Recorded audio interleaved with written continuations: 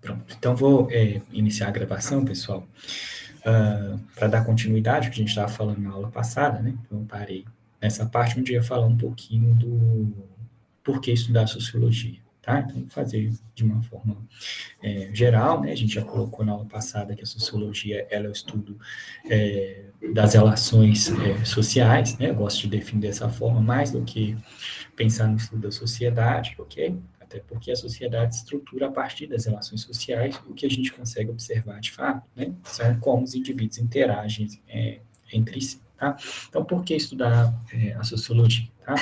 O primeiro ponto que eu gosto de destacar, gente, é a ideia de que, olha, isso às vezes é um pouco difícil de entender, né?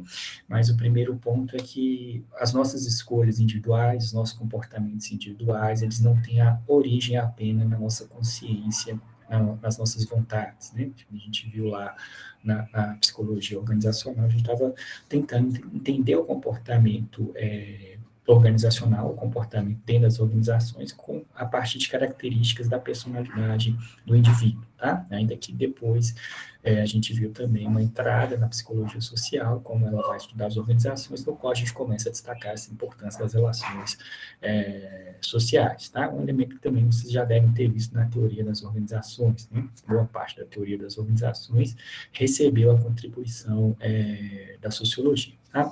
Por que é difícil entender ou fazer essa conexão, estabelecer essa conexão entre o que acontece fora do indivíduo, né?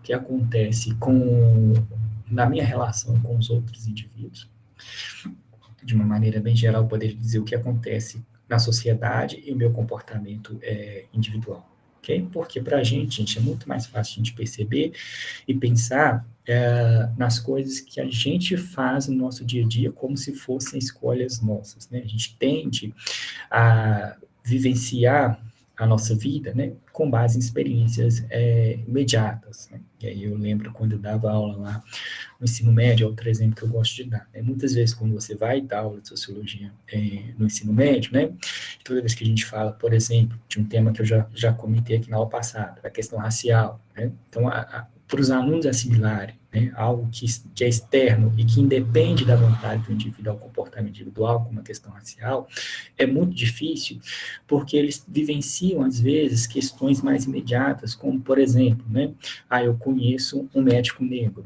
né, então eu vi que é possível. E a gente tem todo um discurso na nossa sociedade que tende a um discurso que é falacioso, na verdade, né? Mas é um discurso que está presente, que é facilmente assimilável, né? A ideia de que, olha, eu consigo fazer o que eu quiser, né? Eu consigo atingir os meus objetivos a partir do meu próprio esforço, ok? E aí a sociologia vai mostrar para a gente que muito desse esforço, né, ele vai encontrar uma barreira que não depende do indivíduo, né? Por exemplo, há um sociólogo americano, ele trabalha com análise de redes sociais, e aí ele trabalhava lá no mundo das organizações, e aí ele quis responder a seguinte pergunta, olha, por que alguns gerentes, eles são promovidos mais rápido do que outros gerentes? Né? Então, tinha toda uma tradição, explicação dessa questão, com base em algumas variáveis, como a capacidade técnica, por exemplo, né? Um gerente que é mais inteligente, que tem mais capacidade de tomar decisões acertadas, né? Ele seria, então, teoricamente, a princípio, promovido mais facilmente, o que significaria que dependeria muito desse gerente de fazer um esforço adicional para estudar, se atualizar, etc. E tal. E aí, esse sociólogo chamado Ronald Burt, ele foi lá e chegou teve a seguinte ideia, olha, o quanto que as relações sociais dentro da organização, ela tem impacto na promoção dos gerentes, né? E aí, essas relações, ele deu nome, né, que é o que a gente faz na sociologia, a gente chama, quando a gente trata as relações como um recurso, algo que tem importância, que tem um impacto significativo no comportamento dos indivíduos, né? Nesse caso, no desempenho dos indivíduos, a gente chama isso de capital social. Então, o Ronald Burt diz o seguinte, olha, eu quero saber a influência do capital social, das relações que os indivíduos têm para a taxa de sucesso deles, medida pela questão da promoção. E aí o Ronald Bundt descobriu, né, que dentro da estrutura de rede das organizações existia uma posição dentro dessa rede que dava aos gerentes uma vantagem para ser promovidos, né, para além de questões técnicas, para além da capacidade, né, de gerenciamento, de tomada de decisões acertadas, existia esse elemento relacional, tá? O Ronald Bundt vai chamar esse lugar de buraco estrutural, um vazio, né? Um vazio que existe na rede, onde um indivíduo vai lá e ocupa esse vazio e ele começa a ligar grupos existentes dentro dessas organizações. Qual que é o mecanismo que leva à promoção, gente? O fato dele estar ali naquele vazio, naquele espaço, né, ligando grupos diferentes, leva esse indivíduo a ter privilégio no acesso às informações que circulam dentro daquela organização. E aí você encontraria, né, uma explicação para a taxa de sucesso desses gerentes ao serem promovidos, tá? Com isso, o Bundt não está falando que outras variáveis não são importantes, né? Como, por exemplo, um apadrinhamento de algum outro diretor dentro dessas empresas, né? A capacidade técnica, ele não está falando disso, ele está dizendo, olha, o capital social também é relevante. Como que ele sabe disso? Ele controlou as outras, né? Então, se ele comparasse lá, né, indivíduos que tivessem a mesma capacidade técnica, né, e que fossem, obviamente, né, tivessem o mesmo padrinho ali dentro das organizações, caso isso ocorresse, o que ele percebeu que havia uma diferença dependendo das relações desses indivíduos, né? Então, o que ele está mostrando é isso, olha, como que essa estrutura social dentro dessas organizações, ela tem impacto no comportamento dos indivíduos, né? A gente pode pensar em coisas mais concretas, né? Eu coloquei uma charge aqui de um rapaz ocupando o banco preferencial para vocês, né? E aí a segunda razão que eu destaco para vocês, olha, por que a gente estuda sociologia? Porque o que acontece na sociedade tem impacto nas escolhas que a gente faz, que a gente realiza, né? Então, provocativamente eu coloquei essa chart, né, para expressar um pouquinho dessas questões, eu diria até de uma crise de valor que a gente está vivenciando na sociedade atual, né, talvez em função, talvez, viu, gente, não estou afirmando com certeza, mas poderia ter a ver com a revolução digital que a gente falou da aula passada aqui, né, onde a gente tem o questionamento de uma série de valores que a gente respeitava muito, a gente começa a questionar, né, muito, alguns grupos, na verdade, para falar, não a gente no geral, mas alguns grupos começam a questionar, por exemplo, né, algumas referências científicas, né, que começam a questionar a ciência, começa a questionar a validade da vacina, por exemplo, algo que a gente não questionava, por que não questionar a reserva de lugar dentro de um ônibus, né? Então, esse menino ali que está no celular, né, talvez ele faça parte desse grupo negacionista, né? Como também a gente pode ver por outro lado, né? A gente pensar quem são as pessoas que obedecem os lugares preferenciais nos ônibus, por que elas fazem isso, né? É só por causa de uma vontade, de uma consciência com o outro, né? Ou será porque toda vez que a gente está ali sentado nesse ônibus e chega alguém nesse lugar reservado no ônibus, né? Então, o lugar está vazio, eu sentei e vou permanecer nesse lugar, né? Mas aí, quando chega alguém que tem direito àquele lugar, eu não sei se já aconteceu com vocês, mas comigo pelo menos acontece isso, né? Eu acredito que a maioria das pessoas, falando como socióloga, a maioria das pessoas, logo vem um olhar me reprimindo, né? Dizendo assim, opa, tem alguém precisando sentar aí, meu querido, né? E as pessoas não chegam a falar, às vezes no extremo podem chegar a falar, mas não é necessário, né? Basta olhar, basta um cochicho, né?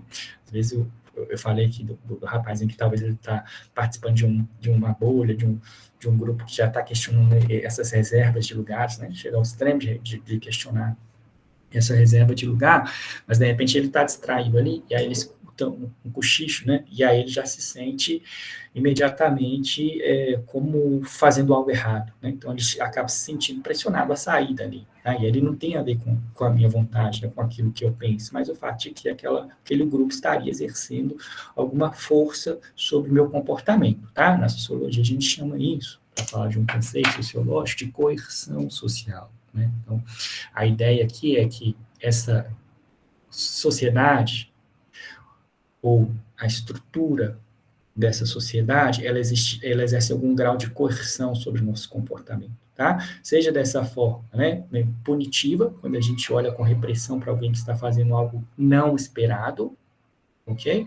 Seja na medida em que essa estrutura também ela cria oportunidades e cria constrangimentos para a gente tomar nossas decisões. E aí eu estou me remetendo, obviamente, nessa questão da estrutura, ao exemplo do Ronald Burt, que eu citei aqui para vocês, ok? Bom, eu vou falar de um outro sociólogo aqui também, americano, chamado White Mills. White Mills é um sociólogo que desenvolveu um conceito que a gente utiliza muito quando a gente vai fazer a introdução na sociologia, é a ideia de uma imaginação sociológica, né? Ele fala assim, olha, nós precisamos desenvolver a nossa imaginação sociológica para pensar as escolhas, as nossas escolhas individuais, para pensar o que acontece com a gente, tá? E essa imaginação sociológica, né, embora tenha esse adjetivo sociológico aí, ela não é uma imaginação que apenas os sociólogos têm e que apenas o sociólogo pode desenvolver, né? Toda vez que eu falo desse tema, gente, eu lembro de quando eu vi isso pela primeira vez, eu estava numa aula de sociologia da educação, né? E um rapaz da física, depois de ler o texto do White Mills, ele diz assim, professor, eu não gostei desse White Mills. E a professora perguntou, por quê? E ele disse assim, porque ele está falando que a maioria da população é burra e só os sociólogos são inteligentes, porque só os sociólogos têm a imaginação sociológica. E aí a professora disse, não, olha, vamos ao entendimento do texto, do argumento do autor. Ele não está dizendo que as outras pessoas não têm imaginação sociológica. Pelo contrário, né? Ele está dizendo, olha, as pessoas têm, e as pessoas precisam desenvolver mais ainda para tomar consciência, né, de que muito do que acontece na vida dela, né, a biografia, a história de vida desses indivíduos não está estritamente relacionado às suas escolhas individuais. Okay? Então, esse conceito de imaginação sociológica, a gente vai falar dessa capacidade que nós temos e e todo mundo teria em alguma medida, tá? Mas quem não tem precisaria desenvolver, segundo o White Mills, e quem tem em alguma medida precisaria investir mais no sentido de ampliar esse domínio, ampliar essa capacidade de fugir das nossas rotinas familiares, de fugir da forma como a gente vê a vida no cotidiano, das explicações mais imediatas que a gente tem para os nossos acontecimentos, como, por exemplo, né, houve um vestibular para medicina, ou eu acredito até que para esse curso também, viu, gente? Mas vamos lá no extremo. Para medicina, e 98% da turma eram formados de pessoas brancas, né? 2% eram de pessoas pardas. E aí a gente pensa, poxa, o que explica esse resultado? Né? Imediatamente alguém poderia dizer, olha, o esforço de cada um, que estudou mais passou. Né? Não é essa a promessa dos concursos, dos processos seletivos que a gente faz, a cada um é dado por mérito, né? Isso diz a nossa sociedade. Né? Mas quando a gente desenvolve essa capacidade de imaginar para além dessas rotinas familiares, e o familiar nesse caso tem a ver com esse discurso, ó, a cada um é dado pelo mérito, né? A gente começa a perceber que existe algo errado ali, algo que não está se encaixando e teria a ver, nesse caso específico, né? Que eu estou destacando a variável em raça, né? A forma como, tradicionalmente, as raças no Brasil foram tratadas, aos privilégios, a forma de distribuição dos privilégios na sociedade brasileira. Okay? Então, o White Mill está dizendo, a imaginação sociológica é a nossa capacidade de fugir das rotinas familiares para interpretar os fatos ligados à vida cotidiana a qual nós estamos imersos. No seu argumento, o White Mill vai dizer o seguinte, olha, a biografia do indivíduo, e aí eu acrescento para vocês, né, que a gente vai ver daqui a pouquinho, também as histórias das organizações, elas sofrem influência da estrutura social e do processo histórico. O White Mill vai dizer assim, olha, os indivíduos só são o que são hoje, né, em função das condições que emergiram de uma evolução histórica da sociedade, ok? E aí ele vai dizendo assim, ó, essa evolução histórica, ao longo da história, a sociedade as condições para a existência da sociedade, ela vai se transformando.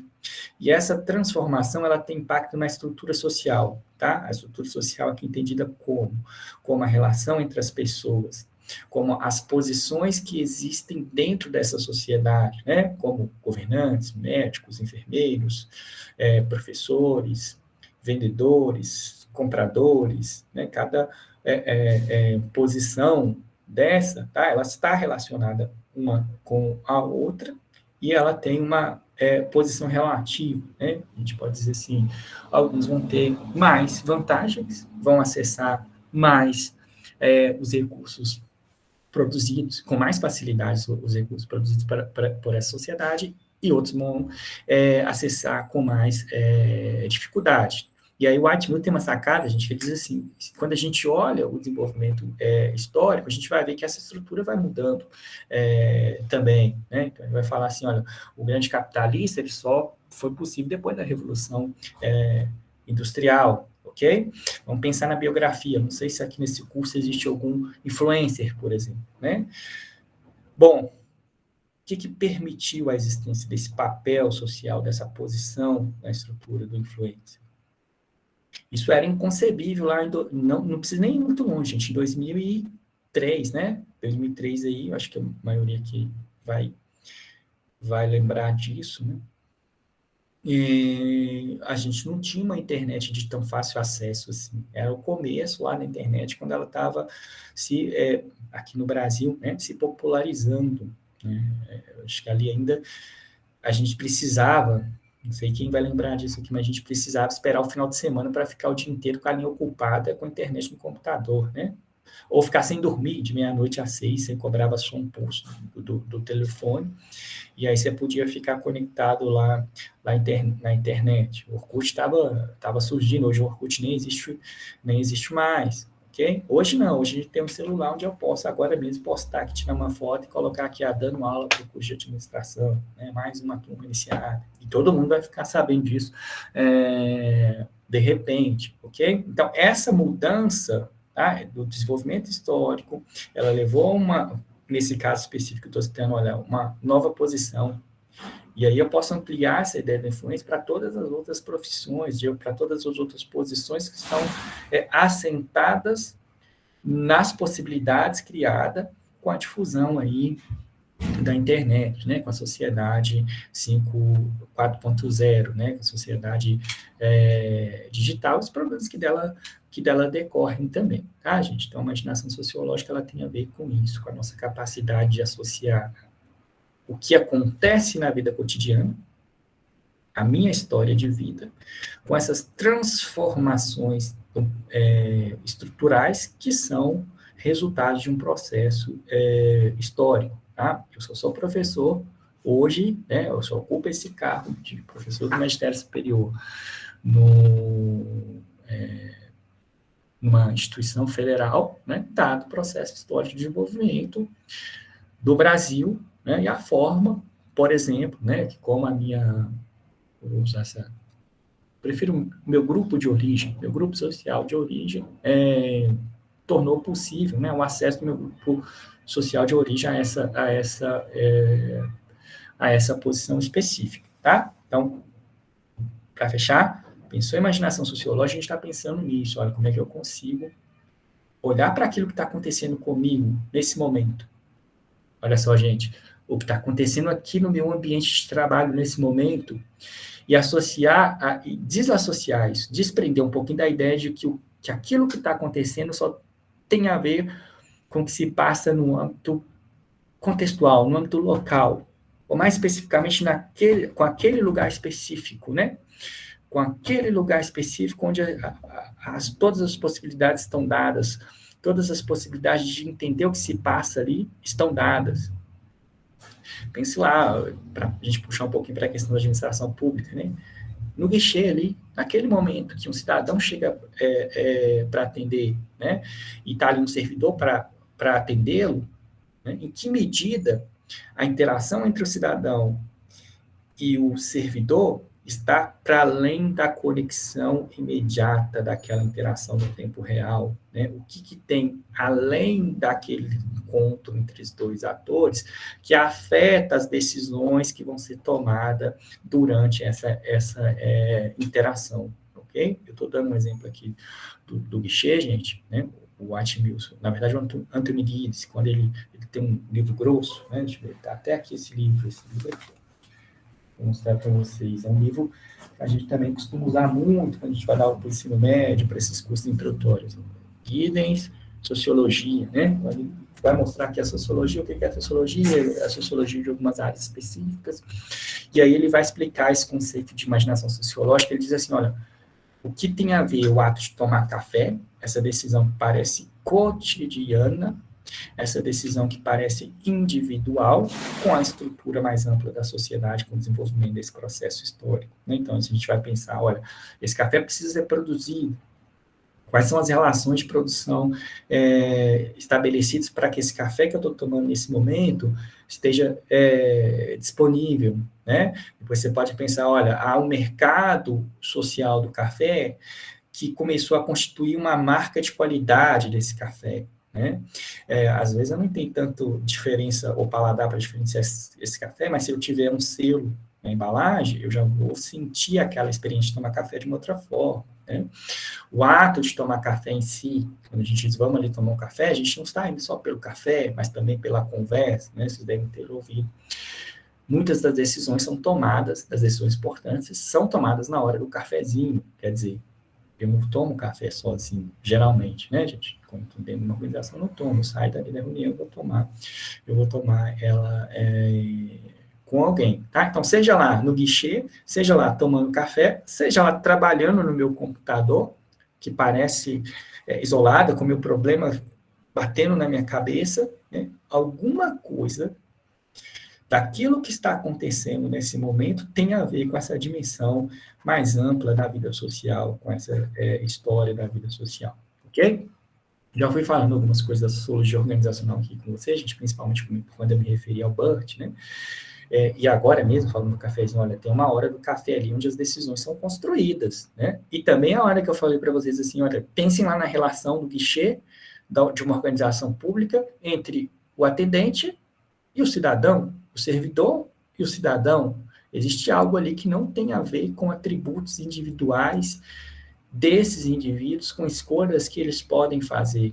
Mas o fato de que, né, algumas dessas escolhas, se não todas, né, em alguma medida, acho que melhor assim, as escolhas feitas em alguma medida, acho que é melhor assim, está influenciada por uma coisa, né, que está além do indivíduo, que é essa questão do social. Okay? Por que estudar a sociologia organizacional, gente? Por quê? Né? Primeiro motivo aqui, eu queria uma pausa antes de responder, trazer essa ideia para vocês, que eu vi isso num desses livros de, acho que teoria das organizações, nem foi de sociologia especificamente, mas teve um sociólogo que disse o seguinte, olha, se um extraterrestre viesse à Terra, e ele vai falar assim, por que estudar organizações, tá? Nem a sociologia organizacional, mas ele diz assim, se um extraterrestre viesse à Terra e olhasse para a Terra, observasse a Terra, quando ele estivesse de volta ao seu planeta, a primeira descrição que ele daria sobre a Terra é de que esse é um planeta feito de organizações. Organizações aqui parecem como tijolos, né, que são encaixados para construir essa sociedade como um todo. O que ele está dizendo aí, né? Principalmente aí depois da Revolução Industrial, ele vai chamar a atenção para o fato de que a nossa vida, mesmo enquanto indivíduo, sempre está atrelada a uma organização, ok?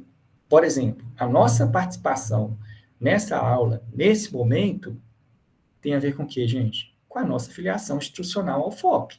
Se você não fosse aluno da UFOP, independente do lugar que você esteja nesse momento, você não participaria dessa aula, né? Se eu não fosse professor da UFOP, mesmo que contratado ou convidado, né, eu não participaria dessa aula. Se eu não tivesse passado por um processo de formação em outra instituição, eu não estaria nesse lugar. Os candidatos, a gente está entrando na época eleitoral agora, né? Todos os candidatos no Brasil, todos, sem exceção, precisam estar afiliados a uma organização de um tipo específico, os partidos políticos, né? Na maioria das democracias isso vai se repetir, na maioria das democracias contemporâneas. Para a gente se candidatar, a gente precisa estar afiliado a uma organização. Bom, acho que na Bolívia tem uma diferença, eles aceitam candidaturas de pessoas que não estão filiadas a partidos políticos, mas precisa estar afiliada a alguma organização da sociedade civil. Lá no meu mestrado, a gente foi pesquisar como as organizações civis, elas se organizavam para exercer a accountability, né? Monitoramento cidadão, controle social, chamem aí como vocês quiserem, mas exercer o controle sobre as contas públicas, tá? Depois, inclusive, na próxima aula, né, a gente já vai entrar com o conceito de accountability, que é o capítulo 2. Mas, enfim, quando eu fui lá fazer a minha pesquisa, eu parti de um projeto chamado Adote um Município, onde eu tinha uma lista de organizações. E aí eu enviei um questionário para essas organizações. E aí uma das perguntas perguntava o seguinte, olha, quantos são os membros ativos na sua organização? Para minha surpresa, a maioria das organizações, a gente, em média, deu ali em torno de 2 membros ativos, né? Tinha uma ou outra com muitos, né, que eram as mais famosas, muitos eu estou dizendo 50, às vezes até mais que isso, mas eram umas 2 ou 3. Todas as outras, elas estavam nessa faixa de 3, 2, às vezes 1, tá? Por quê? Para entrar nesse campo, para fazer a accountability, né, para participar da sociedade civil, o cidadão precisa instituir aí a sua organização, a sua afiliação, tá? Tem uma pessoa agora que eu estou ajudando, que ela continua trabalhando com esse tema de combate à corrupção pela sociedade civil, e aí ela está chegando também a esse achado, que a ideia é de que, olha, não vou falar da organização aqui, mas ela disse, olha que engraçado, essa organização é uma pessoa que criou o Instituto para participar desse movimento de combate à corrupção. Tá? Por quê? Se ela colocasse o nome dela lá, gente, ela não teria o mesmo resultado. Tá? Então, é nesse sentido, olha, hoje eu diria assim, a nossa vida política, principalmente, só vai existir se a gente estiver participando de uma organização. A gente, enquanto eleitor, a gente conta muito pouco, viu, pessoal? Um pouco mesmo, a gente tem muito mais força quando a gente tem essa, vou colocar entre aspas, tá? Esse CNPJ, ok? E assim, de resto, todas as outras coisas da nossa vida, em alguma medida, vai envolver essas organizações, tá? Então, aí, a gente já tem também, né, mais um motivo do porquê estudar as organizações. Olha, por quê? Porque a nossa sociedade, estudar sociologicamente as organizações, porque a nossa sociedade, ela é composta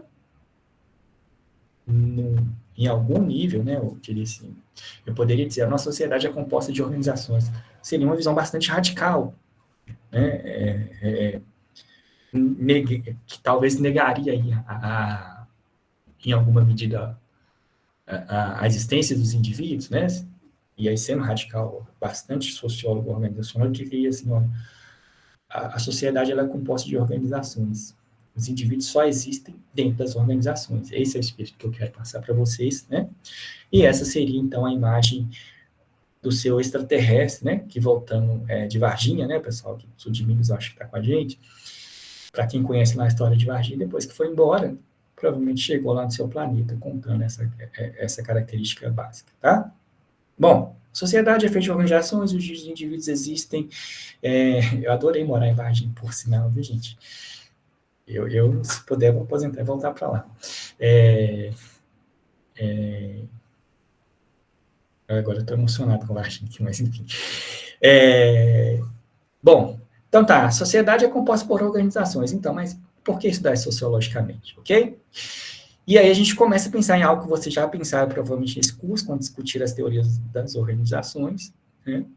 Agora dando um foco mais acentuado nos processos sociais e no impacto desses processos sociais para as dinâmicas organizacionais, tá? Guardem esse conceito, gente. Processos sociais, dinâmicas organizacionais. É como eu gosto de ver a sociologia das organizações, tá? A sociologia das organizações está interessada em explicar como processos sociais afetam dinâmicas organizacionais. Entendam por dinâmica organizacionais, tá? Tudo aquilo que acontece no âmbito das organizações.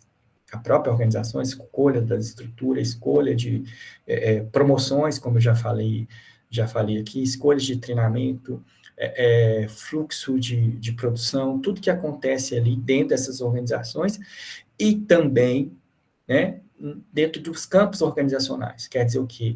Na interação de organização com organizações, tá? E aí vamos pensando numa coisa bem concreta. Olha, nos fornecedores que eu vou escolher, nos compradores para qual eu vou milhar o meu produto, nos parceiros que eu vou estabelecer para prestar um serviço público, ok? Pensa nessa interação entre as organizações, tá? Nessas, quero dizer, nas decisões, nas escolhas que as organizações fazem, tá? Então a gente pensa dentro, como é que esses indivíduos dentro dessas organizações tomam decisões, desenvolvem estratégias que têm a ver com o objetivo da organização, tá? Dinâmicas organizacionais é nesse sentido. Atingir metas organizacionais, atingir objetivos organizacionais. Já os processos sociais, a gente vai falar de uma coisa mais abstrata, que pode existir também dentro das organizações, que também pode existir fora das organizações. Dentro das organizações, quais são os processos organizacionais? Tá? As relações de amizade que se estabelecem dentro dessas organizações. As relações de aconselhamento que se estabelecem dentro dessas organizações. A manifestação da discriminação que se estabelece dentre as relações organizacionais. E aqui eu estou falando da questão racial, da questão de gênero, da questão da homofobia, ok? Dessas questões que elas estão latentes ali dentro. Viu, gente? A gente tem hoje um tema não sei se vocês chegaram a ver isso na teoria das organizações, mas a sociologia tem dado uma contribuição importante, que é o tema da diversidade organizacional. Eu digo assim, ó, lá fora, gente, nos Estados Unidos, onde que isso aparece, vai sendo desenvolvido, ainda assim faz sentido falar de diversidade organizacional, porque, né, esses sociólogos, esses teóricos organizacionais, eles estão olhando para as organizações e pensando, olha, como é que essa diversidade pode afetar positivamente o desempenho das organizações. Então, o que eles estão pensando? Olha, se eu colocar uma pessoa negra, uma pessoa homossexual, uma mulher, um homem, uma pessoa com deficiência, tudo numa mesma equipe, eu tenho um grupo diverso, essa diversidade vai trazer diferentes pontos de vistas, e a soma desse ponto de vista vai dar um produto mais arrojado, mais positivo, vai levar ao avanço. Quando esse tema chega no Brasil, gente, talvez porque a sociologia brasileira era muito marcada pela perspectiva da teoria crítica, que é no sentido de, o que a teoria crítica faz? Ela olha para aquilo que existe e diz assim, olha, o que está legal, mais do que o que está legal, existem coisas que não estão legal e impede que as pessoas realizem seu potencial. E aí elas vão tocar nesse, vão voltar aqui, gente, deixar o ET para depois, tá? Elas vão destacar, a teoria que vai dizer isso, olha, tem alguma coisa que precisa ser melhorada, e sempre vai ter uma coisa para ser melhorada para que as coisas fossem melhores. Esse tipo de sociologia, ela tem sido dominante aqui no Brasil, eu estou muito fundão, gente, isso aí. Gente, olha só, aí quando essa sociologia brasileira olha para o tema da diversidade das organizações, esse termo diversidade, ele vai ser virtualmente substituído pelo termo desigualdade. Então, é esse o processo social que a sociologia brasileira vai preferir estudar quando ela pensa as diferenças existentes dentro das organizações. Entenderam, gente? Lá, os americanos estão dizendo de diversidade. É um processo social, se junta várias coisas diferentes, põe elas em interação e vê o que vai acontecer. Aqui, no Brasil, a preferência tem sido a preocupação com a desigualdade. Como é que essas diferenças existindo, esse processo social da desigualdade, quando ele existe dentro das organizações, qual é o impacto dele, tá? Para o funcionamento das organizações. Ok?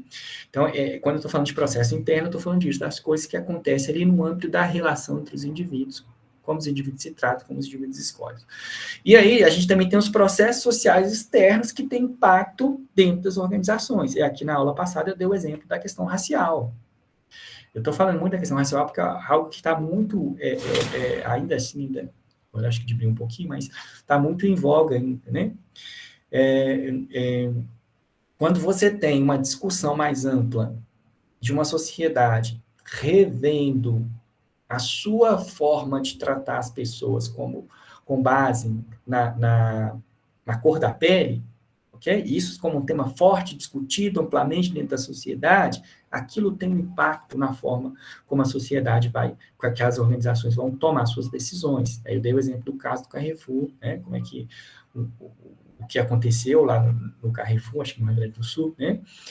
Teve uma resposta além do que esperado, porque você tem um movimento negro forte organizado fora das organizações e pressionando essas organizações, pressionando toda a sociedade, né? E as organizações fazem parte dessa sociedade. Lembrem que eu defini, inclusive, a sociedade como um conjunto de organizações, né? Então, o que acontece lá dentro do Carrefour não é uma coisa, né, que diz respeito apenas ao Carrefour e seus diretores, mas também diz respeito à sociedade no geral. Olha a imaginação sociológica, pá! Professor, o que acontece na UFOP, então, não diz respeito apenas aos professores, alunos e diretores da UFOP, mas à sociedade no geral, né? Então, se a UFOP decide lá, não quero mais política de cotas, não quero mais ações afirmativas aqui, a sociedade no geral vai pressionar. A escolha dos reitores, né? Quando a gente teve essa ameaça de mudar o processo do qual a gente vinha sendo escolhido esses reitores. Não é um problema só da UFOP, gente, é um problema da sociedade no geral. Tá? E não é porque a FOP é uma organização pública. Tá? Lembre lá, o Carrefour não é uma organização pública. Né? Depois, para quem tiver curiosidade, vocês procurem sobre o índice de... chama IRIP, deixa eu ver aqui o link que eu vou mandar, mas é um índice que mede a questão do racismo dentro das organizações. Deixa eu ver aqui se eu consigo achar ele. É um índice de... Índice de igualdade racial.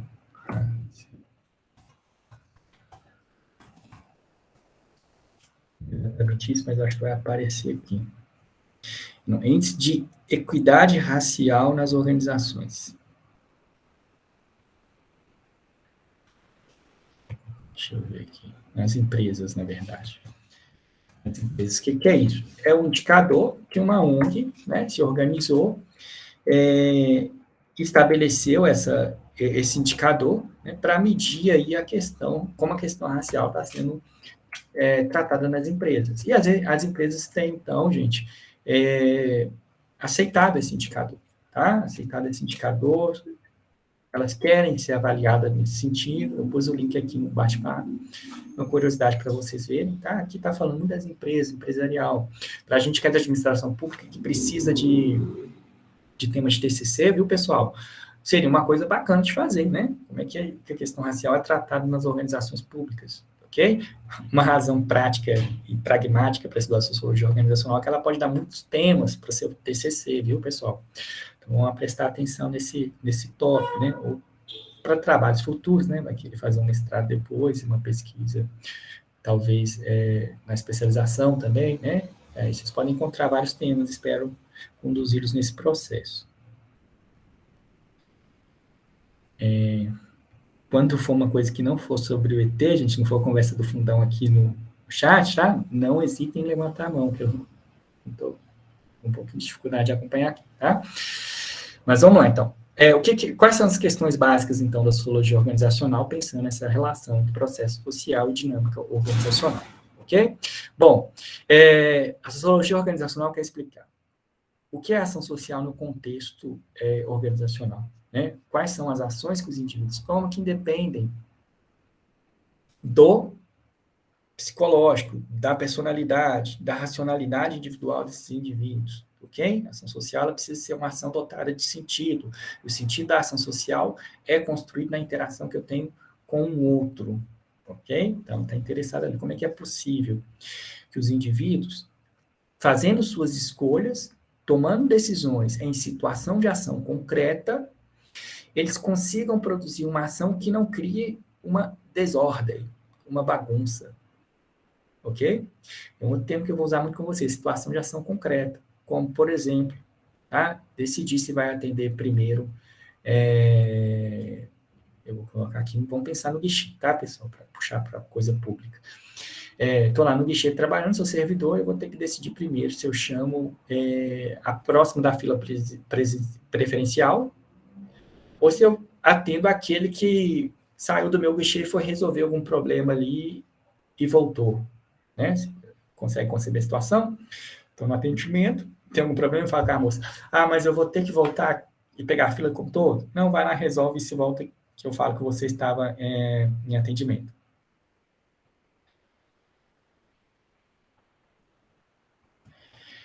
Ação social, tá, gente? Aqui a ação social não é no sentido que às vezes a gente tende a entender, porque a gente está falando sociologicamente, é um conceito da sociologia, ação social, tá? Ação social. Não é ação social uma ação para a sociedade, não é isso não, tá? Uma ação social do tipo comprar cesta básica e distribuir, tá? A gente está falando de ação social, toda a ação que é dotada de sentido, cujo sentido depende da interação com outro ator, ok? Então, por exemplo, né, eu colocar uma plaquinha em atendimento na minha frente, na frente do meu guichê, ok? Coloco lá, em atendimento. O que eu estou querendo dizer com aquela placa? Para quem é o cidadão que está lá no meu guichê, esperando para ser atendido. Que eu estou trabalhando e que ele pode vir, próximo da fila, pode vir falar comigo, ok? Isso é uma ação social, colocar lá uma plaquinha que tem um significado, um sentido. Ok? Então, a ação social tem a ver com isso, com a relação que eu estabeleço com o outro, onde essa relação ela vai dotar de sentido um ato que eu pratico. Ok? Então, eu lá no meu quarto, escutando música, aí eu não estaria praticando uma ação social. Ok? Ficou claro agora, Elzamar? Tá? Então, em termos técnicos, a gente vai muito, a gente desprender essa ideia de social de como algo que é feito para o benefício da sociedade, um projeto social, aí sim, né, uma ação social no sentido de projeto social, de fazer algo que é para a sociedade e não para mim, entendeu? Que a gente está falando de sociologia organizacional vai focar na relação, tá? Entre processo social e dinâmicas organizacionais. Uma ação social, essa interação de abrir o guichê e fechar o guichê, existe um processo social ali. Existe um significado que é construído, gente, ó, pelo menos entre duas pessoas, pelo menos, tá? Eu citei aqui próximo da fila e o servidor. A gente pode ver isso de uma forma mais complexa. Pelo menos entre grupos, um ator ou um produtor da ação e aquele que recebe a ação, tá? A gente tem uma perspectiva sociológica chamada, ela chama interacionismo simbólico, tá? Barra dramaturgia social. Tem uma diferenciação que é um pouco mais refinada, mas basicamente tanto a dramaturgia social quanto a interacionismo simbólico está falando o seguinte, olha, toda a ação social ela é produzida entre um ator que cria um símbolo, que representa um papel, que passa uma mensagem, que cria uma mensagem, um personagem que ele quer passar para o outro. Qual que é o outro? A plateia. Tá? Aqui é a metáfora do teatro. Olha, tem um ator, tem uma plateia. O interacionismo simbólico significa que a interação ela é baseada em símbolos, tá? Em significados. Ok? Aí é o extremo do que seria essa ação social. Ok? Bom, segundo ponto. Como é possível a integração organizacional? Se a gente fosse falar da sociedade, não da sociologia da organização, a gente diria o seguinte, como é possível a ordem social? A integração social, gente, é a ordem social. Como é possível existir a UFOP, por exemplo? Ok? A organização que vocês trabalham. Como é possível existir a prefeitura de Alterosa? Como é possível existir a prefeitura de Três Marias, né? Três Marias está em peso, não está nessa turma, né? Mas como é possível existir a Secretaria Municipal de Cultura de Salinas? Nem sei se lá é secretaria, mas eu posso focar aí. Ou a Câmara Municipal de Caratinga. Como é que é possível a integração dessas organizações? Quer dizer o quê? Como é que indivíduos podem estar presentes no mesmo lugar, estarem conversando, estarem tomando decisões, estarem executando uma política pública sem brigar, ouvindo um ao outro, esperando a hora de falar, obedecendo ou mandando? Como isso é possível? Né? Quais são os processos sociais que tornam isso possível? Ok? E o que determina a mudança? Esse tema da mudança organizacional, a gente falei um pouquinho para vocês lá na psicologia organizacional. É um tema que eu tenho interesse particular, da perspectiva sociológica, obviamente, que tem a ver com o quê? Dizer, olha, como é que as organizações mudam? Quais são os fatores? Aí um tema novo, olha só. Aliás, novo não, um tema que está na moda, né? O tema da inovação. E mais especificamente, quando a gente pensa o campo de públicas, que é o campo onde vocês estão inseridos, tá? O campo de públicas são as ciências que vão estudar ali como a política pública é produzida e as organizações públicas.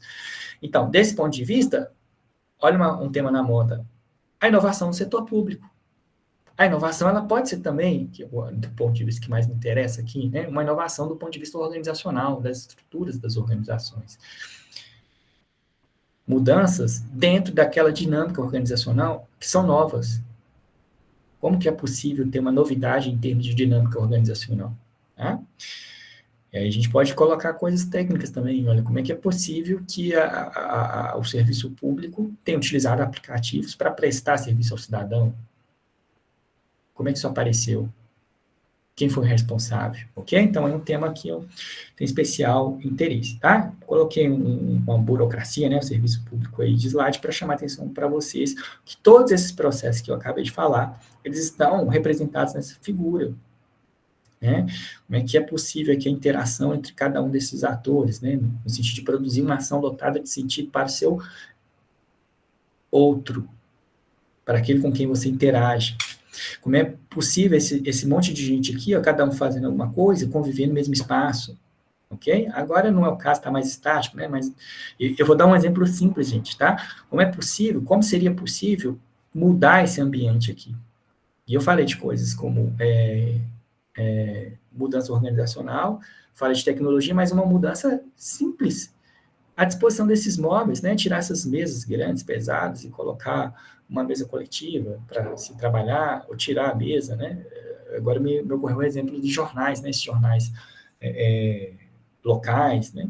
Jornais locais, porque o Jornal Nacional, os jornais nacionais ainda continuam naquele modelo da pessoa sentada na mesa, né? Mas quando você vê esses jornais locais, era assim antes.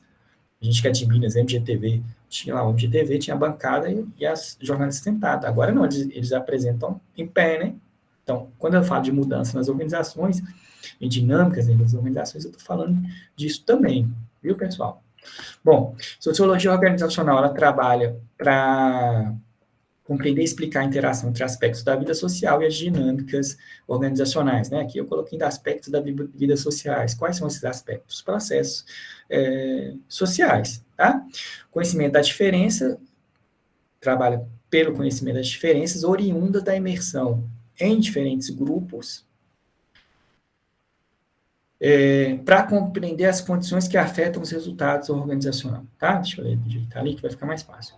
O conhecimento das organizações oriundas da imersão, os conhecimentos das diferenças oriundas da imersão em diferentes grupos, nos auxilia a compreender as condições que afetam os resultados organizacionais, tá? Quer dizer, conhecer de onde vem, primeiro ter consciência, né, de que as pessoas estão imersas em diversos grupos,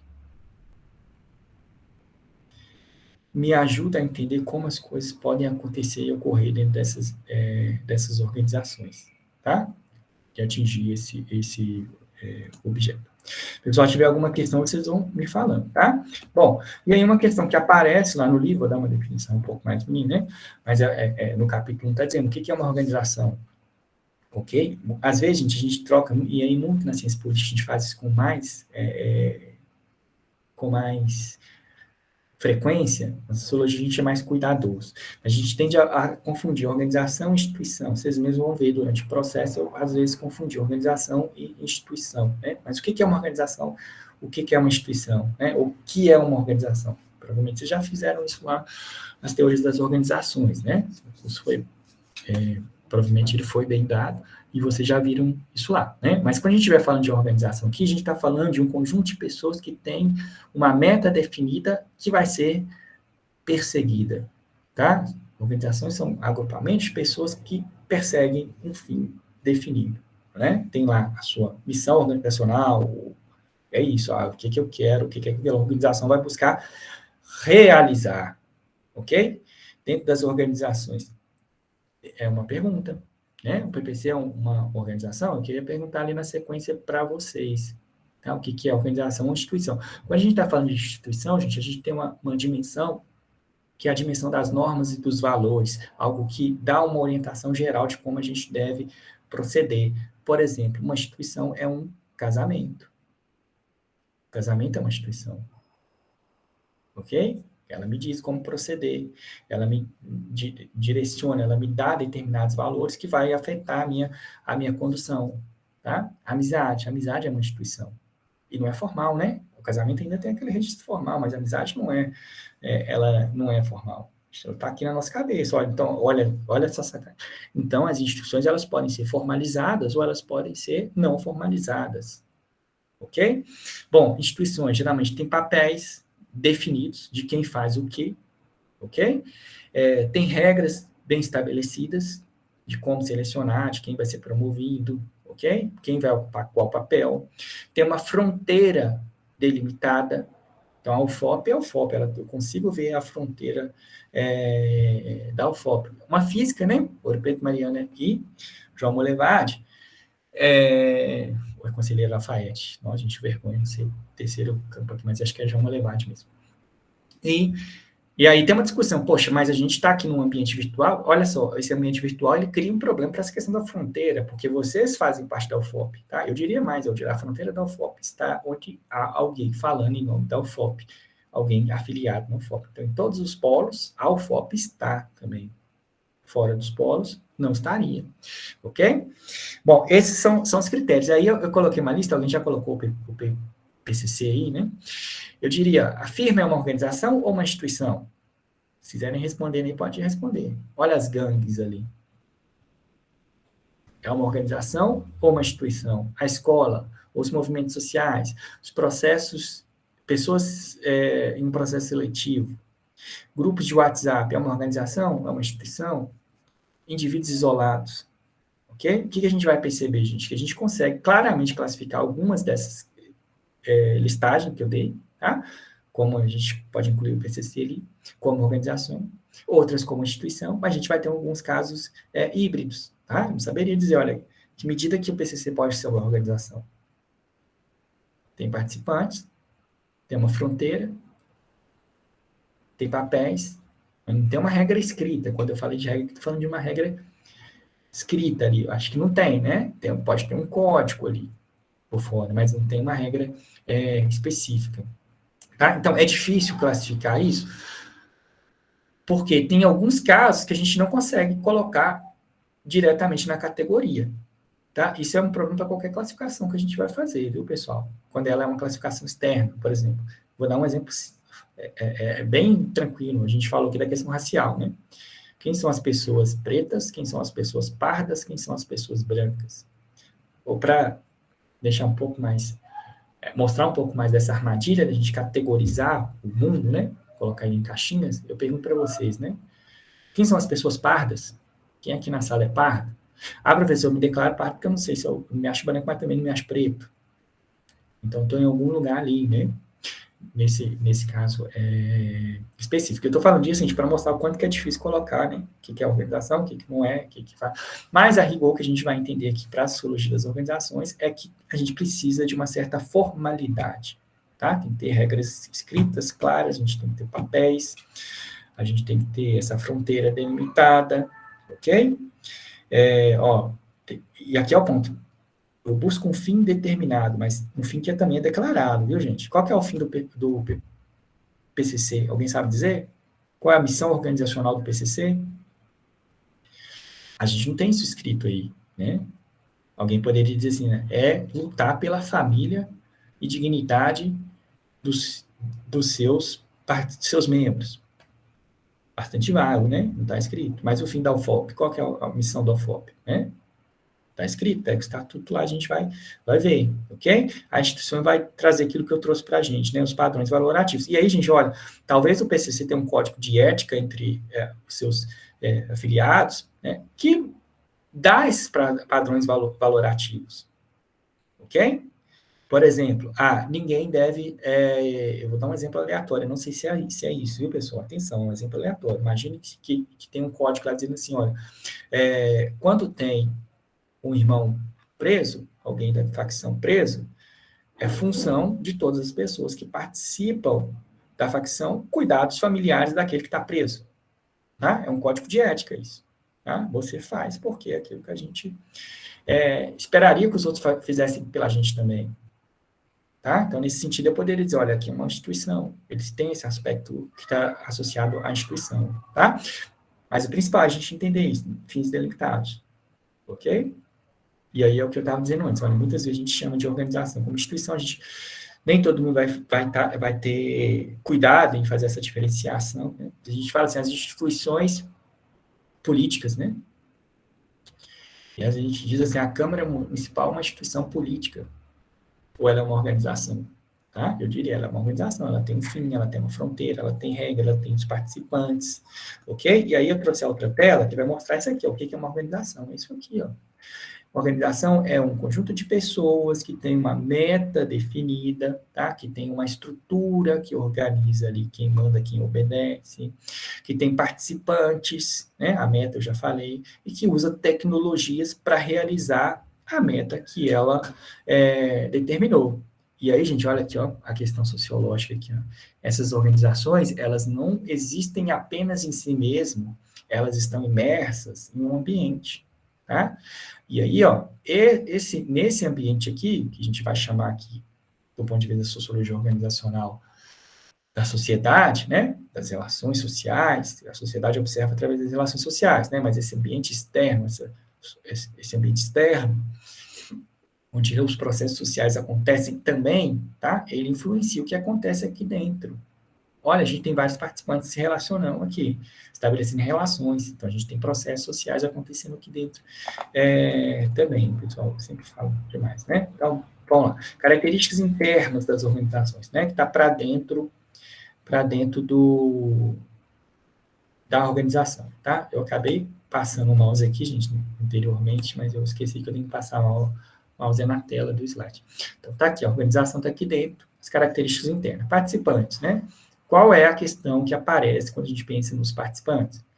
Quão porosas são as fronteiras das organizações aos participantes? As fronteiras podem ser abertas, pode ser mais fácil entrar ou mais difícil, se elas forem fechadas, tá? Aberta é mais tranquilo de entrar, a gente tem dificuldade de delimitar essas fronteiras. Fechada não, é muito mais difícil, ok?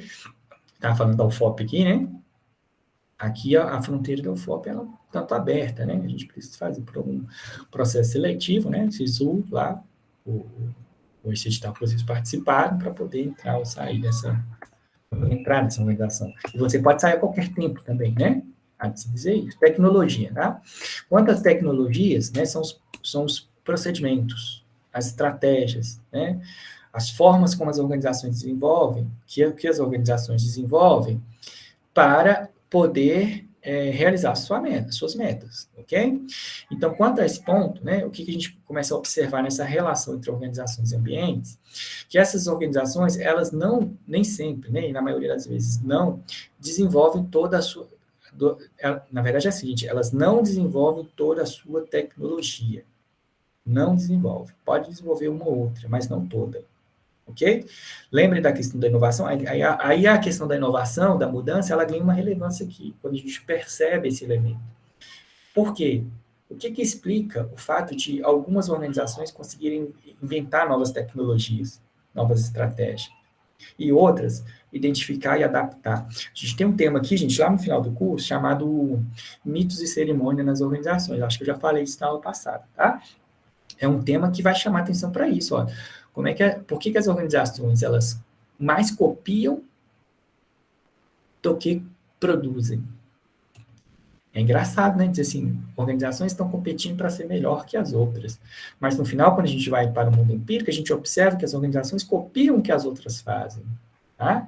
Vai ficar a provocação para a gente voltar em uma outra aula falar sobre isso, tá? Quanto às metas, o ambiente local pode gerar consequências inesperadas para as metas adotadas. Metas sofrem influências contexto a contexto. Um exemplo aqui, né, que vai seguir na sequência também, quando a gente fala da estrutura, mas esse exemplo do racismo também, né? Como é que a questão racial é tratada no ambiente no qual a organização está inserida, isso vai ter impacto na forma como ela vai realizar suas metas, ou né, na possibilidade de revisão dessas metas, tá? Estrutura social. Diferentes comunidades possuem crenças diferentes sobre os papéis sociais em organizações, sobre como os papéis sociais em organizações devem ser desempenhados, tá? Isso aqui é um tema, gente, que a gente pode também voltar nele quando a gente for falar de cultura organizacional, né? Tá no nosso cronograma, ok? E aí eu vou fazer uma provocação aqui para vocês, olha, existe uma cultura organizacional brasileira, é possível a gente encontrar uma cultura universal, uma cultura organizacional que pode ser universal, né? A gente fala, a gente precisa mudar a cultura organizacional. Esse curso aqui até acha que a gente tem que mudar uma cultura organizacional, ok? Existe uma cultura organizacional nesse curso aqui que tem impacto em como ele funciona. Eu, particularmente, acho que tem que mudar algumas coisas, né? À toa que eu estou dando aula toda semana. Mas, gente, olha só. E aí, é a melhor? Né? Quando a gente olha para o Brasil, a gente pode dizer assim, olha, existe uma cultura organizacional brasileira ou existem várias culturas organizacionais? A gente pode implementar uma cultura organizacional de um lugar para outro? Né? O que esse tema da estrutura está chamando a atenção é o fato de que, olha, existem diferentes maneiras de organizar, de pensar, de valorizar, de analisar, de exercer a administração. Tá? E isso, e ainda vou dizer, nem vou falar de exercer, mas de pensar o que deve ser, de pensar o que deve ser a organização pública, de pensar como deve ser ofertado o serviço público. Ok? Existem diferentes maneiras de pensar. E essa forma de pensar, externamente às organizações, tem impacto internamente nas organizações. Só vou passar um pouquinho, tá? Quem tiver outra aula quiser aí pode ir, mas eu vou passar porque eu vou deixar gravado, tá? Então, aí eu diferenciei alguns pontos aqui, gente, que é importante no sentido que a gente está formando aqui administradores públicos. Ora, se administradores públicos, existe uma organização particular que merece a nossa atenção, que são as organizações públicas. Atenção, eu não estou dizendo que as organizações privadas não merecem a nossa atenção. Por quê, gente? Porque organizações públicas se relacionam com organizações privadas. Tá? Então, no ambiente no qual as organizações públicas estão imersas, elas têm interações com as organizações privadas. Então, o que as organizações privadas fazem, obviamente, tem impacto no que as organizações públicas também fazem. Um exemplo para vocês. Não estou falando ainda de parceria público-privada, mas eu vou dizer, o exemplo é o seguinte, olha, uso de tecnologia. Tá? Existem organizações privadas desenvolvendo tecnologias para serem vendidas para as organizações públicas. Um tema que eu já disse aqui, combate à corrupção. Né? Eu não sei o nome da empresa, me esqueci, mas eu fui dar uma palestra lá no Mato Grosso e Cuiabá, uma comemoração da rede de combate e controle da corrupção. E aí tinha lá um palestrante que estava mostrando como a tecnologia era útil para as organizações públicas descobrir evidências de um possível desvio de dinheiro. Então, o trabalho dessa organização privada era o quê, gente? Era lá, produzir software, modelos de análise para dados públicos, de modo a observar irregularidades nesses dados, que evidenciariam um possível desvio e, portanto, permitiria que os órgãos de controle direcionassem o esforço para os problemas identificados quantitativamente. Tá? Então, estou mostrando para você o seguinte, olha, nosso foco aqui, trabalho as organizações públicas, mas a gente não pode esquecer do mundo da privada, tá? Divisões, geralmente, elas sempre são problemáticas. No campo da administração, tem percebido muito isso, a divisão entre quem trabalha com a organização pública e com a organização privada, né? O campo de públicas e o campo da administração de empresas, ok?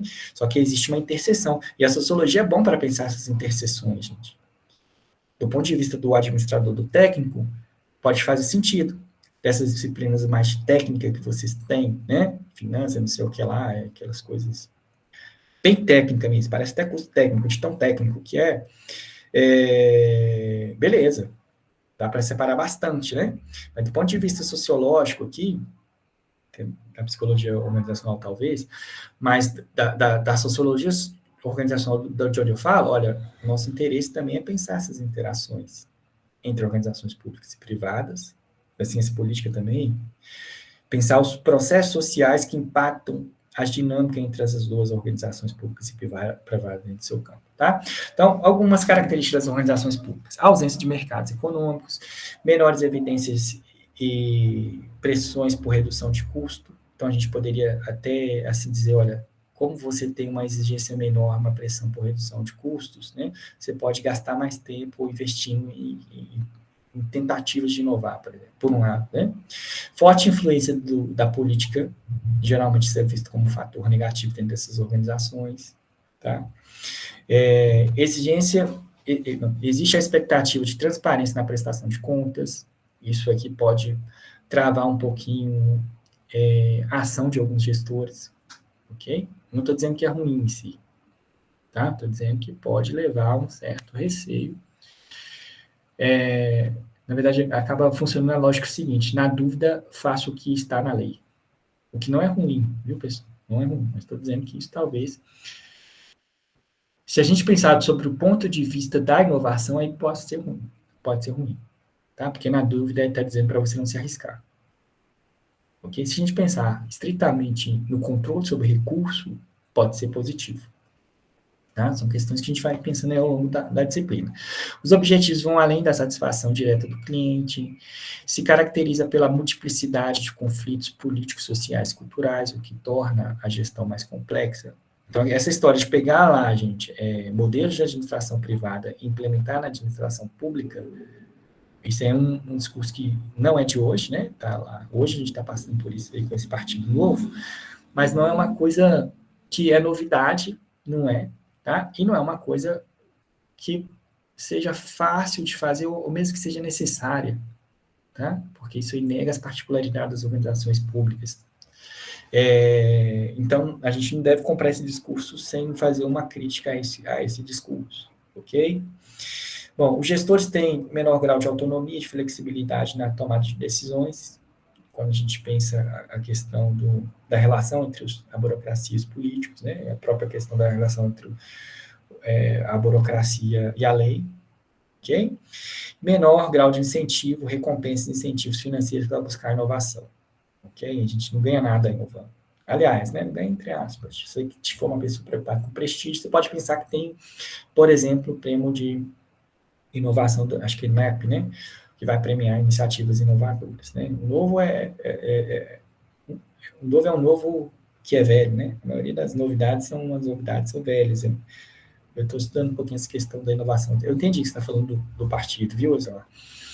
Mas, e aí, o que caracteriza uma nova ideia, né? A nova política já foi para o espaço, já tem um tempo, né? E aí a gente se pergunta por quê. Bom, uma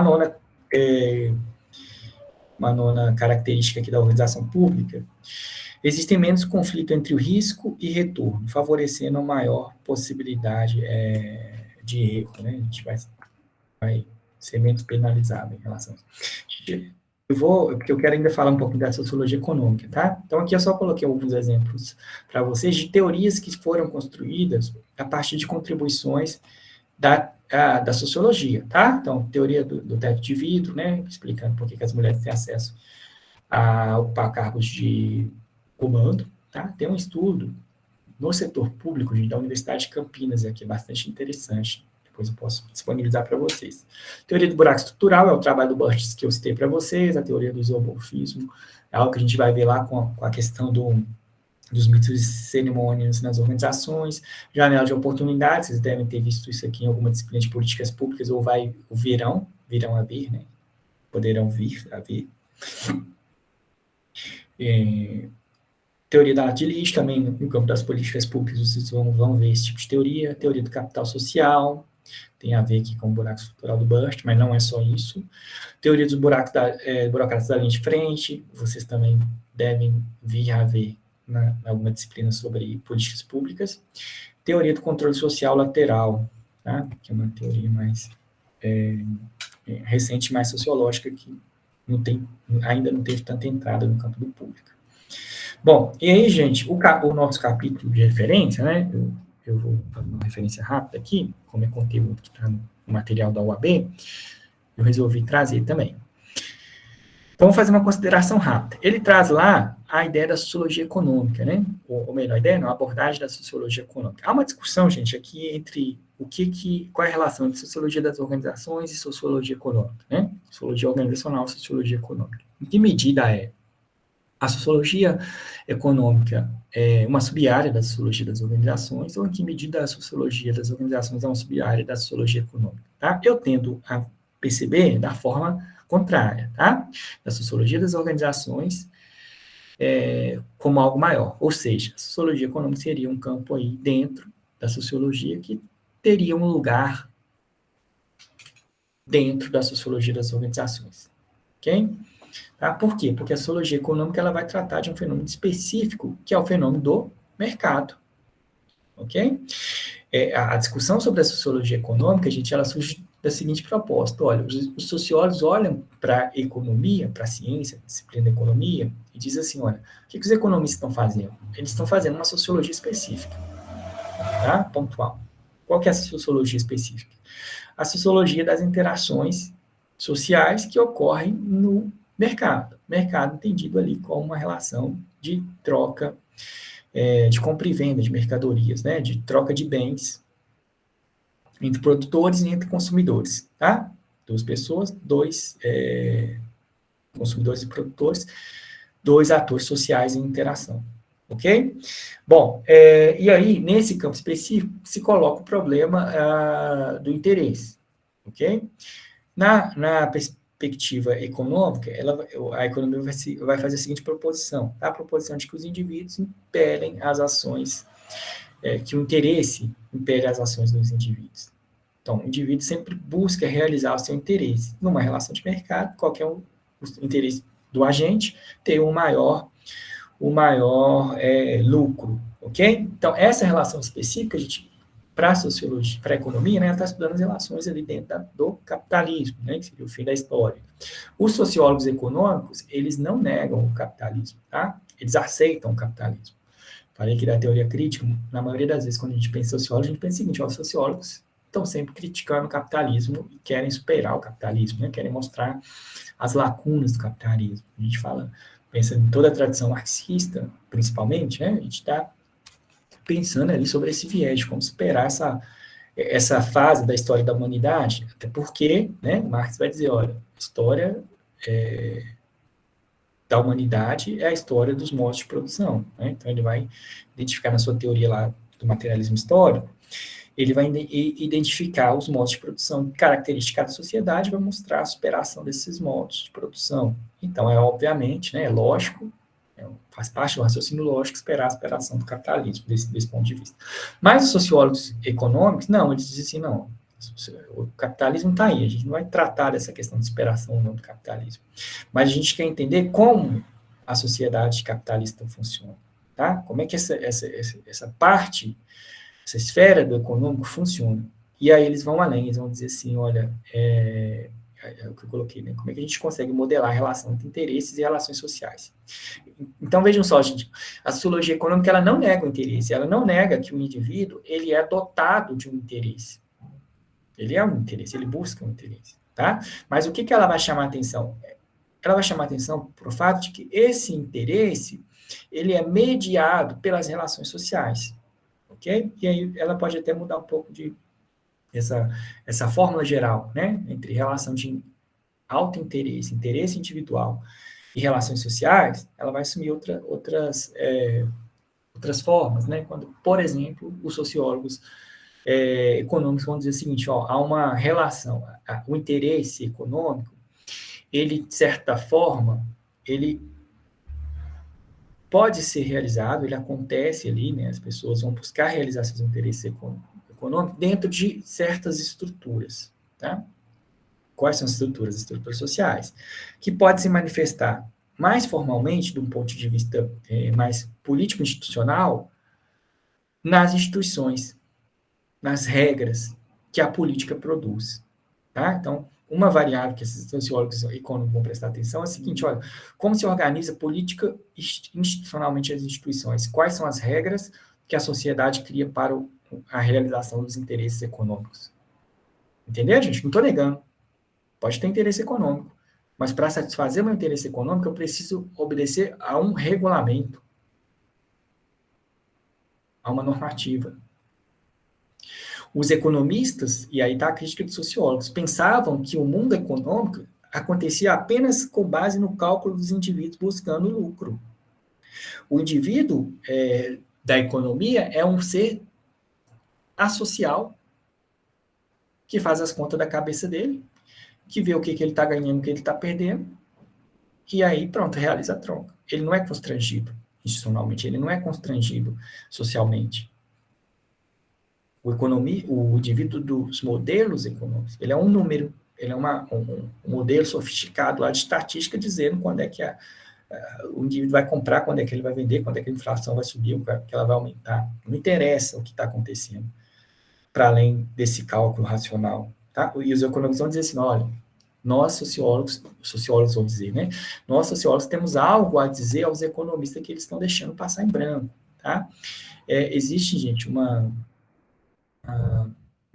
obviamente, tá? Quando eu estou falando aqui de economia no sentido geral, como aparece no texto, mas obviamente, existiu algumas perspectivas minoritárias entre os economistas que se atentaram para o efeito das relações sociais sobre o interesse econômico, ok? Então, olha só, a gente tem, por exemplo, uma corrente na economia chamada de economia social. Essa discussão, gente, ela ganhou força agora, ela se institucionalizou agora, a sociologia econômica ela é altamente institucionalizada.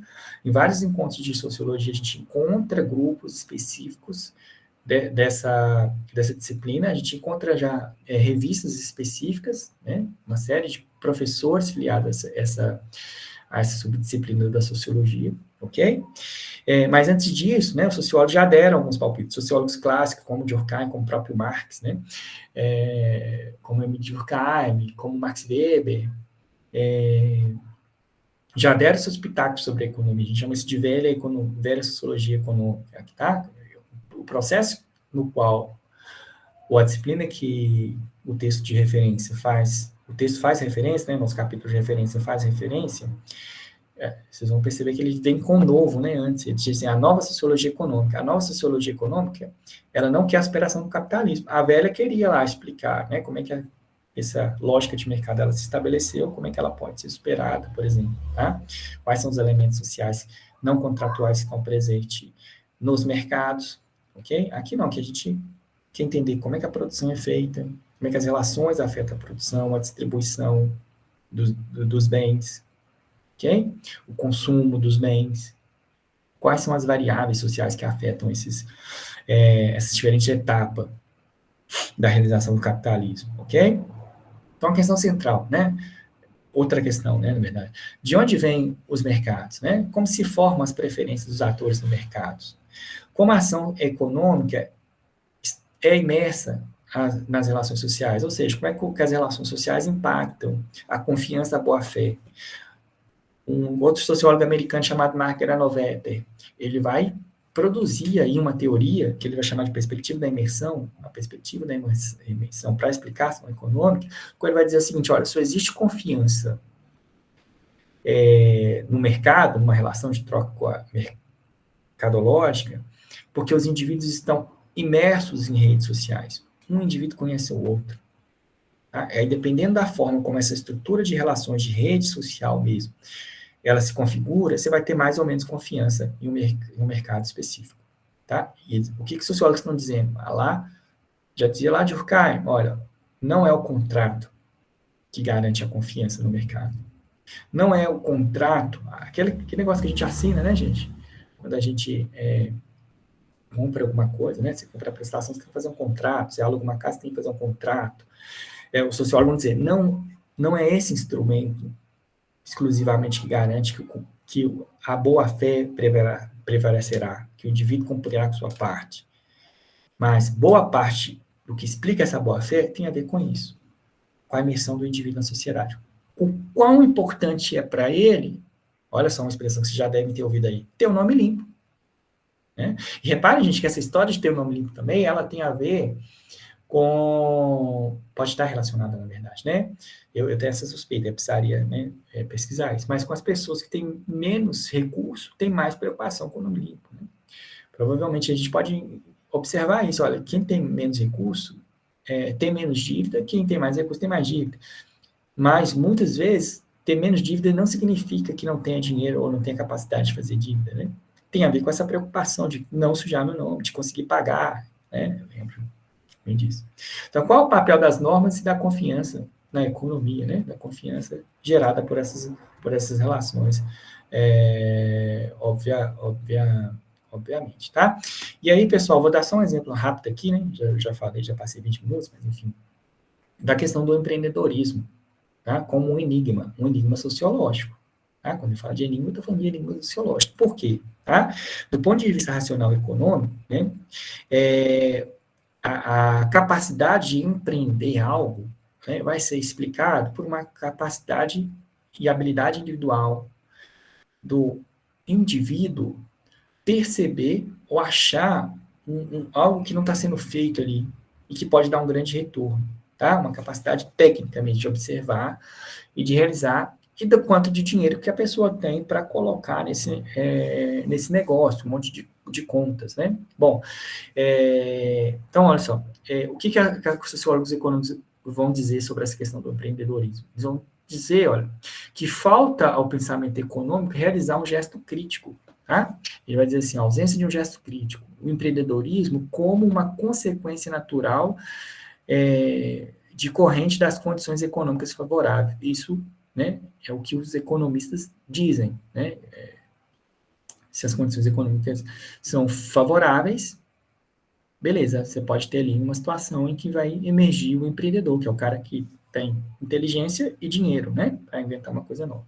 E aí o sociólogo diz o seguinte, ó, essa perspectiva econômica, né, ela desconsidera a influência das instituições, olha que eu estava falando político institucional, da estrutura social, das relações, né, das relações sociais e da cultura. Entenderam a sacada? Os sociólogos estão dizendo, a gente não pode pensar a ação econômica com base apenas em variáveis do ator econômico, como um indivíduo isolado da sua sociedade, da sua estrutura social. Existem normas, leis que podem favorecer ou não o empreendedorismo. Existe uma estrutura social que pode favorecer ou não, né? Pensei, eu quero abrir vou dar um exemplo simples. Eu quero abrir uma barbearia, né? Então, o economista diz o seguinte, vai lá, faça um curso de barbeiro, você vai se tornar uma especialista, pega lá um empréstimo no banco, com o menor juro possível, e abra a sua barbearia. Abra lá, abra na garagem da sua casa, né? Está em moda agora. Mas às vezes, gente, eu posso lá abrir e não vai dar nada. Mas por que não deu nada, né? Olha, por quê? Né?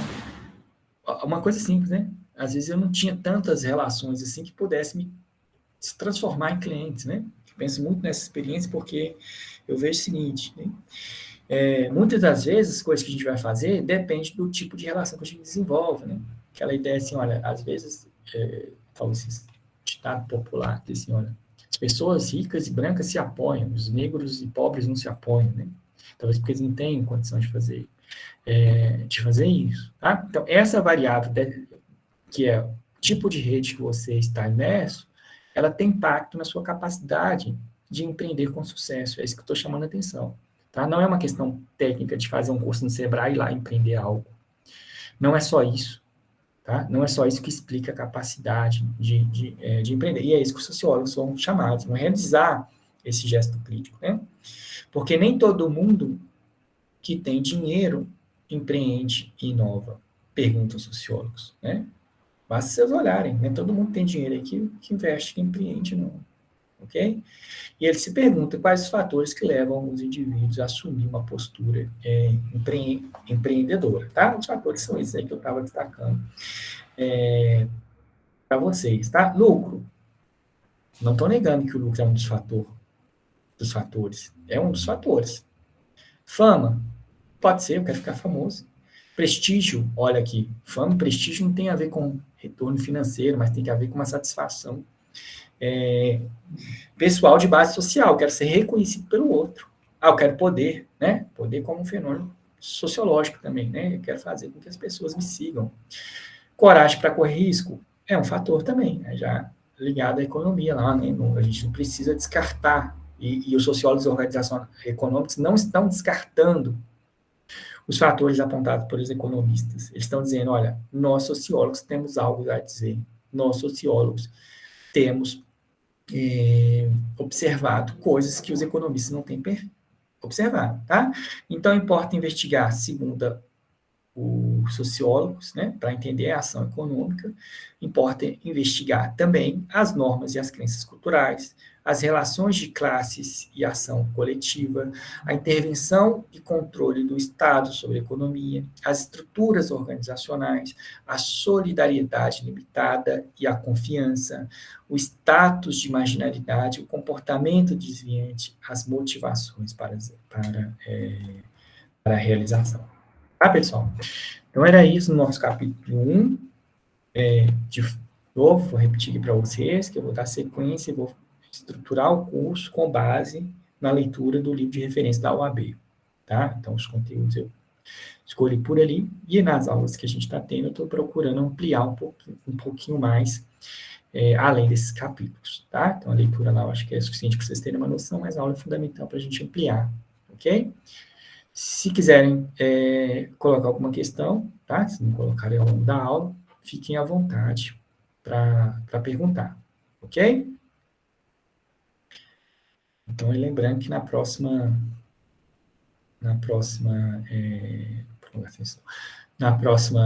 semana, a gente vai ter a entrega da primeira nota de leitura, que é a atividade para contar a frequência, tá? Então, até o dia 27/8, vocês podem enviar essa nota de leitura, tá? Tem gente aqui que já começou a enviar, mas não deixem de fazer a atividade.